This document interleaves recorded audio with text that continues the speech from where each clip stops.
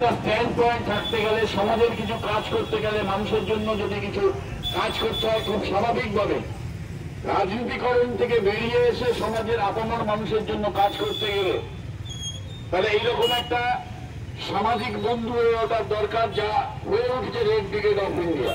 এই অঞ্চলের মানুষের কাছে আজকে রেড ব্রিগেড অফ ইন্ডিয়া একটা সমাজের বন্ধু, তার কাছে সাথী হয়ে উঠেছে। যে আন্দোলন দিয়ে আমরা আমাদের এই রেড ব্রিগেড অফ ইন্ডিয়ার জন্ম করে এখানে যে পরিবারগুলো বসে আছে তারা প্রত্যেকে ভুক্তভোগী জানে।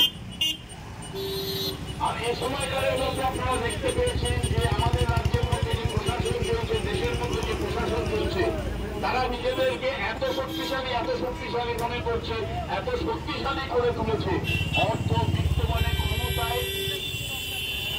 তারা সমাজে এখনো ঘটে যাওয়া অন্যায় যা ইতিমধ্যেই ঘটছে, দেখছেন দেশ উত্তাল হয়ে যাচ্ছে, বিদেশ উত্তাল হচ্ছে, রাজ্য উত্তাল হচ্ছে, কিন্তু প্রশাসনকে দাঁড়ানো যাচ্ছে না।